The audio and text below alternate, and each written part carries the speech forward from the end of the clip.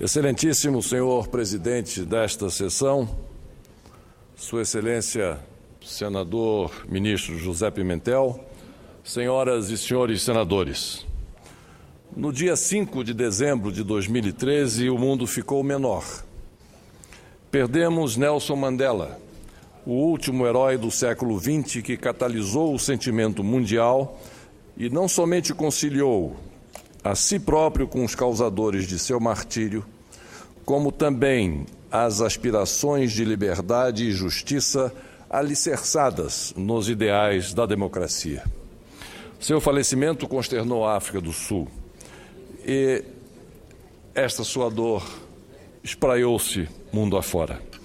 A prova mais contundente do sentimento dessa perda foi a grandeza das homenagens e a participação de cerca de 100 de chefes de Estado na cerimônia oficial das exéquias do presidente Mandela, ocorrida anteontem, dia 10, em Joanesburgo. Dela tive a honra de participar, a convite da presidenta Dilma Rousseff, juntamente com os ex-presidentes José Sarney, Fernando Henrique Cardoso e Luiz Inácio Lula da Silva. Foi um momento ímpar na vida de qualquer pessoa, não somente pelo significado histórico da solenidade, mas também pela constatação da magnitude do nome de Nelson Mandela para os diversos povos e nações do mundo. Nem o frio, nem a chuva incessante, nem o clima enevoado arrefeceram o ânimo e a disposição da população em reverenciar o seu maior líder no grande estádio de Joanesburgo, nos arredores do bairro de Soweto, símbolo da luta contra o apartheid. Ali presenciamos lado a lado, com uma numerosa população nas ruas, as emoções que retratavam a admiração de um povo órfão com a perda de seu líder. Todos os presentes, todos nós sentimos naquele momento e na alma de cada sul-africano um profundo misto de pesar, de reverência e de comemoração. Uma simbiose entre celebrações religiosas e festejos, entre orações e cantos, que tão bem caracterizam o espírito daquela população diante de seus símbolos morais e que costuma demonstrar sua lamentação com uma alegria contida, mas ainda quando quer expressar o orgulho pelo reconhecimento mundial de seu maior ícone. Da mesma forma, senhor presidente, tive também a satisfação, no exercício da presidência da República em 1991, de conhecer pessoalmente Nelson Mandela e de ser o primeiro presidente brasileiro a recebê-lo em nosso país após sua libertação de 27 anos de cativeiro. Isso se deu antes mesmo de ele ser agraciado, 2 anos depois, com o Prêmio Nobel da Paz, juntamente com o único presidente branco daquele país, com o último presidente branco daquele país, Frederic de Klerk, e de ser eleito posteriormente o primeiro presidente negro da África do Sul em 1994. Naquela ocasião, coube-me condecorar Nelson Mandela com a Gran Cruz da Ordem do Rio Branco.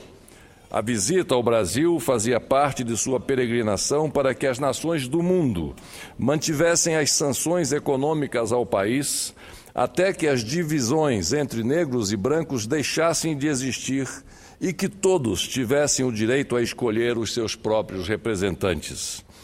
Quando do nosso encontro, premonitoriamente, declarei em público a minha honra de apertar a mão do homem que seria o símbolo do nascimento de uma nova África do Sul, fortalecida e racialmente integrada. Afinal, como hoje atesta e comprova o escritor e poeta sul-africano Zakes Unda, Mandela deixou um legado altivo de liberdade, de direitos humanos, de tolerância e de reconciliação. Valorizava-se ainda mais naquele encontro por ser em solo de um país que tem suas raízes também fincadas no continente africano e que recebia naquele momento o seu melhor fruto, personificado na figura de Nelson Mandela. Assim, ele simbolizava a chama do consenso, da tolerância, do entendimento e, por fim, da conciliação e do congraçamento entre desiguais na busca de um momento de paz. Esse processo resultou na reedificação, como nós sabemos, de um país que ainda hoje almeja diminuir as diferenças, as injustiças e promover o seu desenvolvimento social e econômico. Na cerimônia de Joanesburgo veio também à minha mente o gesto de Mandela, ao receber o Nobel da Paz, levantando o braço daquele que representava seus carrascos, como um símbolo maior de pacificação e, acima de tudo, de perdão. Afinal, levantar o braço do último representante do regime do apartheid, o sistema de seu martírio, foi uma clara demonstração de quem diz: eu te perdoei e aos teus, e desejo que todos te perdoem. Isso, vale lembrar, dito por um homem que foi líder de um período que outrora pregava a força e a luta armada para derrubar o governo discricionário que dominava a África do Sul. Contudo, décadas depois, este mesmo homem, já no seu último ano de mandato como presidente de seu país, declarava na Assembleia das Nações Unidas que, aspas, precisamos lutar continuamente para derrotar esse traço primitivo da evolução, esse traço primitivo de glorificação das armas. Fecho aspas. Eis aí o traço mais claro da evolução do pensamento de Mandela. Um único homem, sozinho, implantou o soft power em toda uma nação e que até hoje vem servindo de modelo para o resto do mundo. Senhor presidente, senhoras e senhores senadores, ao ser condenado em 1962 por incitar uma greve, Nelson Mandela diria: a lei me transformou em criminoso, não pelo que fiz, mas pela causa que defendia. 2 anos depois, diante de um tribunal em Pretória, Mandela pronuncia uma de suas mais célebres frases que resume e retrata com fidelidade a sua própria vida. Dizia ele: eu lutei contra a dominação branca e lutei contra a dominação negra. Eu valorizo o ideal de uma sociedade livre e democrática, na qual todas as pessoas vivem juntas em harmonia e com as mesmas oportunidades. É um ideal pelo qual, continua Mandela, eu espero viver para ver realizado. Mas, se for necessário, é um ideal pelo qual eu estou pronto para morrer, finalizou ele. Por esse e tantos outros marcos, senhor presidente, percebi a grandeza daquele homem que tive a honra de receber no Brasil, chegando aqui de forma sobranceira e serena. Estavam juntos ali, em 1991, o primeiro presidente eleito pelo voto da população, depois de 3 décadas sem eleições diretas, e o futuro presidente, que sofreu injusta e desumanamente por quase 3 décadas no cárcere. Passou também pela minha memória a reflexão de todo o simbolismo daquele encontro, ainda sobre os ares e os reflexos do fim da Guerra Fria, de um mundo incoerentemente bipolarizado. Tudo o que vivi ao me encontrar com Nelson Mandela pode ser bem espelhado nas palavras do presidente Barack Obama ao falar em Joanesburgo durante a cerimônia do último dia 10 de dezembro. Disse ele: foi necessário um homem como Madiba, ou Madiba, como ele é carinhosamente chamado pelos seus, Madiba. Foi necessário um homem como Madiba, dizia o presidente Barack Obama, para libertar não apenas o preso, mas também o carcereiro, bem como para mostrar que vocês devem confiar nos outros para que eles possam confiar em vocês. Para ensinar que a reconciliação não é uma questão de ignorar um passado cruel, mas um meio de confrontá-la com a inclusão, com a generosidade e verdade. Ele mudou as leis, ele, Madiba, ele mudou as leis, mas também mudou os corações. Por esse aspecto, senhor presidente, senhoras e senhores senadores, constatamos como uma verdadeira revolução pode ser realizada sem armas, sem lutas e sem os períodos tão conflituosos vividos em outros países da África Austral. Tudo isso graças à atitude de um homem e a um simples gesto humanitário. O de estender as mãos de um passado de renegado e aprisionado em função de um presente de reflexão conjunta e de um futuro promissor. Um futuro em que, ao prevalecer a democracia, finalmente obteve-se o entendimento para lançar as bases de uma sociedade moldada nos preceitos da compreensão, da superação dos conflitos e da sublimação da carga do passado, o que poderia, caso falhasse, contaminar todo esse processo que o mundo deve a Nelson Mandela. Um processo que nos mostra ser possível transformar em regra a exceção da prática política quando se trata de justiça e igualdade social. Mais do que um exemplo, Mandela pautou um estilo de fazer política, um modo de comportamento humanitário que até hoje repercute em todo o planeta. Contudo, senhor presidente, senador, ministro José Pimentel, senhoras e senhores senadores, a morte de Nelson Mandela deve também suscitar em todos a reflexão sobre o colonialismo e a segregação racial. Permite uma parte quando puder, senador Collor. Com muita satisfação, ouço Sua Excelência, o senador José Agripino. Senador Fernando Collor, Vossa Excelência, com muita propriedade, faz um pronunciamento na volta de sua viagem, acompanhado, claro, da presidente Dilma e de ex-presidentes como Vossa Excelência de Sarney, do ex-presidente Lula, das exéquias do ex-presidente, mas mais do que ex-presidente, de uma figura do século XX, que entrou pelo século XXI como um expoente da humanidade. O meu irmão foi embaixador, aliás, foi o primeiro posto de embaixador dele, foi embaixador na África do Sul e eu tive a oportunidade de ir lá. E porque ele foi embaixador, eu tive a oportunidade de conhecer com um pouco mais de profundidade a história da África do Sul, de ir à África do Sul e de, em indo, saber quem foi Mandela. Um país que, no contexto da África, é um país que se sobressai anos-luz à frente dos outros. Pela colonização, talvez.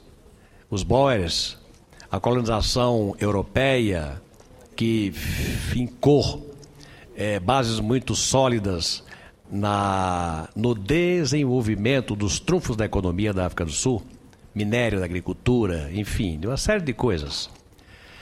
E uma pequena minoria branca dominava a economia do país, convivendo em regime de opressão, com uma imensa maioria negra.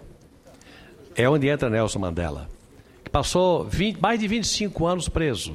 Mais de 25 anos. 27. É incrível o exemplo de Nelson Mandela. Vendo a Comissão da Verdade, senador Collor, e as manifestações em torno da Comissão da Verdade, em alguns momentos de exposição de vinditas, de ir em busca de fatos a resgatar, mediante confrontação, a gente valoriza ainda mais o papel de Mandela, que tinha razões de sobra para ser o que ele não foi. Ele foi o grande conciliador, 25, 26, 27 anos na cadeia, na prisão, injusta prisão, e sair. Depois, evidentemente, da minoria branca, que dominava a economia do país, perceber que nele estava a saída para a reconciliação do país, ele se juntar com Leclerc, com o então mandatário da África do Sul, e fazer um governo de transição, obrigando a minoria branca que mandava a reconhecer na maioria negra, a necessidade da reconciliação de um país que tinha e que tem futuro. Tanto é que nos emergentes, nos BRICS, está incluída agora a África do Sul. Pela força de quê? Da união entre brancos e negros à frente à figura de Mandela. E uma coisa curiosa, a minoria branca, bem educada em Cambridge, em Oxford, em escolas de primeira categoria na Europa e que trouxeram para a administração pública da África do Sul, o que a África do Sul pôde ser, é produto da miscigenação de brancos e negros, com os talentos dos negros participando hoje fortemente do governo. Então, obra de quem? De Nelson Mandela, que, como Vossa Excelência colocou, abriu o coração e fez em nome do interesse da pátria, fez a conciliação nacional. E com a força de um espírito poderoso, ganhador do Prêmio Nobel, impôs à grande maioria negra o espírito pacifista, a necessidade do entendimento para que o país crescesse, para que o país fosse em frente. Eu conheci a África do Sul, Pretória, Joanesburgo, onde não existia ainda transporte coletivo. As pessoas andavam a pé quilômetros e quilômetros, porque eram negros. Os brancos tinham carro, os negros não tinham transporte coletivo. Hoje tem. Produto de quê? Do entendimento de que a África do Sul é um país de brancos que tem dinheiro para comprar automóvel, mas que a maioria negra tem direito a ter transporte coletivo de qualidade. Produto de quê? Dentre outras coisas, da ação de Nelson Mandela, a quem Vossa Excelência reverencia, dando testemunho da sua presença como ex-presidente da República e da sua presença nas exéquias de um homem a quem eu reverencio de verdade. Muito obrigado a Vossa Excelência, senador José Agripino, pelas palavras que contribuem muito com o pronunciamento que ora faço. Ouço Sua Excelência o senador Eduardo Braga. Senador Fernando Collor, Vossa Excelência vem à tribuna exatamente tratar de um tema em que a nação brasileira e o mundo todo, e o Brasil o fez através dos seus representantes maiores, os nossos presidentes vivos, presentes, numa cerimônia cheia de simbolismo em torno de um líder que, como bem disse Vossa Excelência e como bem disse o senador Agripino, tinha todas as razões de ser um líder que tenha sido construído em cima do ódio, do rancor, da desigualdade e de todos os conflitos raciais que aconteceram num dos episódios e num dos capítulos mais tristes da humanidade, conhecido como o Apartheid. Ao reverso disso, Nelson Mandela nasce e ressurge como um grande líder pela conciliação, pela capacidade de compreender e de construir uma nação a partir de uma grande luta social e racial, com profundas sequelas e com um derramamento de sangue enorme, além das injustiças praticadas. Quero, portanto, ao apartear Vossa Excelência, prestar também a nossa homenagem a esse grande ser humano, a um grande líder político, a um grande ser humano e, acima de tudo, um bom exemplo para convalidarmos uma nação que tem expectativas futuras, que faz parte dos BRICS, que está entre os países emergentes e que, sem nenhuma dúvida, haverá de escrever páginas muito melhores a partir da passagem de Nelson Mandela pela terra. Portanto, cumprimento Vossa Excelência, cumprimento a presidenta Dilma pela iniciativa, presidente Lula, presidente Fernando Henrique, presidente Sarney e Vossa Excelência, pela justa homenagem que prestamos através de Vossas Excelências a esse grande líder, Nelson Mandela. Agradeço a Vossa Excelência, senador Eduardo Braga, pelas suas palavras que estão adicionadas e agregadas às palavras que hoje tenho a honra de pronunciar. Continuando e concluindo já, senhor presidente, a segregação, então, na África do Sul, que se tornou uma república em 1961, era combatida principalmente pelo movimento African National Congress, o ANC, criado em 1912 e hoje o partido que está no poder. Partido esse de que Nelson Mandela foi o mais importante e emblemática liderança. Porém, o fim do apartheid somente veio a ocorrer em 1994, coincidindo com o final do mundo bipolar. Pressionado por manifestações e revoltas da população negra e as sanções impostas pela comunidade internacional, o governo aboliu a legislação segregacionista. Em 1994, nas primeiras eleições com participação da população negra, Nelson Mandela elegeu-se presidente buscando a união nacional e a conciliação pela forma pacífica. Neste cenário, senhor presidente, senhoras e senhores senadores, é interessante aqui observar o contraste entre a tendência de desenvolvimento social que ocorreu na África do Sul e no Brasil. Enquanto nosso país se inclinou pela integração, a África do Sul caminhou para a segregação, apenas recentemente corrigida. Assim, o Brasil, devemos ressaltar, é um exemplo de absorção de diferentes etnias e de imigrantes em uma nacionalidade única. Mas, como sublinhou a presidenta Dilma Rousseff em seu discurso proferido em Joanesburgo, como representante que foi da América Latina nas exéquias do presidente Mandela, disse ela, da mesma forma que os sul-africanos choram com os seus cantos Madiba, Nelson Mandela, nós, nação brasileira, que trazemos com orgulho o sangue africano em nossas veias, choramos e celebramos o exemplo deste grande líder que faz parte do panteão da humanidade. Ainda no campo histórico, bem asseverou Elizabeth Plarman, da Catman House, de Londres, que a morte de Mandela vai relembrar ao mundo e, sobretudo, aos sul-africanos, os objetivos da união nacional, de coexistência pacífica e valores de liberdade. Contudo, ela mesma adverte que o contexto da África do Sul de hoje não fará heróis como na época de Mandela. Heróis, senhor presidente, ministro José Pimentel, heróis. Um termo e um valor associados a outros ícones do mundo, como fez o presidente Barack Obama, que anteontem mesmo, na cerimônia em Soweto, descreveu Mandela como o último grande libertador do século XX. Como Gandhi, ele viria a liderar um movimento de resistência, um movimento que no seu início tinha pouca chance de sucesso. Como Martin Luther King, ele daria uma voz potente às demandas dos oprimidos e à necessidade moral de justiça social. Senhor presidente, senhoras e senhores senadores, o fato é que são cada vez mais raros homens que se tornam líderes e líderes que se tornam heróis. Mais raro ainda são os heróis que se transformam em mitos. O homem Mandela se foi, mas seu mito se robustece. Em sua homenagem, devemos sempre lembrar o maior ensinamento que nos deixa, quando ele dizia: a queda da opressão foi sancionada pela humanidade, e esta queda é a maior aspiração de cada homem livre.